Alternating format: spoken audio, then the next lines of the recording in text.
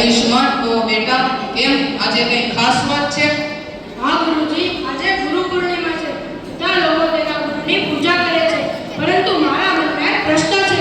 પૂછ, પ્રશ્ન પૂછો એ જ જ્ઞાનની શરૂઆત છે.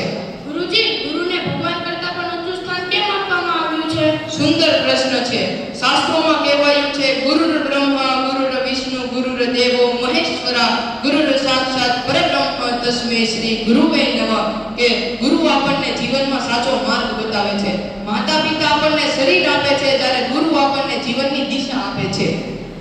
આ પુસ્તકમાં ઘણું જ્ઞાન રહેલું છે, પરંતુ જો તને આ પુસ્તક કોઈ સમજાવે નહીં તો આનો તને સાચો લાભ થશે?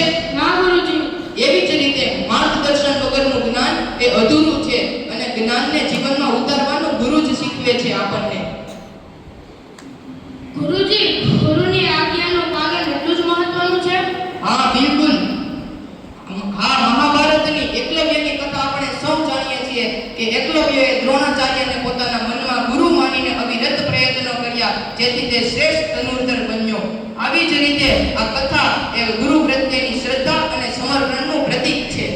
એટલે જીવનમાં સફળ થવા માટે માત્ર પ્રતિષ્ઠા જ નહીં, પરંતુ ગુરુનું સાચું માર્ગદર્શન અને આપણી મહેનત બંનેની જરૂર પડે છે. હા બિલકુલ, ચોક્કસ.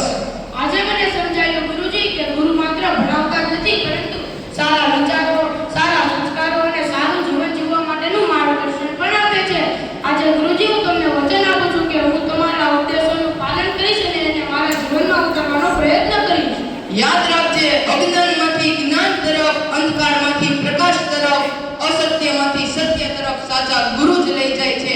અને સફળ જ્ઞાન ત્યારે જ બને છે જ્યારે તેની સાથે વિનમ્રતા અને સંસ્કાર જોડાય. એટલે જ કહેવામાં આવ્યું છે કે ઝાડ વગર પાન નહીં અને ગુરુ વિના જ્ઞાન નહીં. અરે આ પાવન ધરતી તો સ્વયંમાં એક ગુરુ છે કે અલગ છે તાસીરા ભૂમિની કે જ્યાં મહાભારત વાગોને ગીતાથી નીકળે, સૂર્યપુત્ર કર્ણની આ ભૂમિ કે જ્યાં આજે પણ જનક જેવા રાજા આવીને હળ હાકે તો જગદંબા સીતા નીકળે.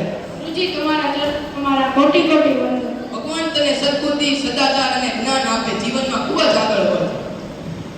ચાલો ગુરુ પૂર્ણિમાના પાવન અવસર પર આપણે સૌ આપણા ગુરુ પ્રત્યે કૃતજ્ઞતા વ્યક્ત કરીએ અને તેમણે બતાવેલા માર્ગ પર ચાલવાનો પ્રયત્ન કરીએ. અસ્તુ. જય શ્રી કૃષ્ણ. મારું નામ ગોરડ તુલસી છે. આજે ગુરુ પૂર્ણિમા શુભ દિવસ. મારા મમ્મી, મારા ટીચર, મારા ગુરુ છે. એટલે ભગવાન કહેવામાં આવે છે. શ્લોક પણ કીધું છે, ગુરુ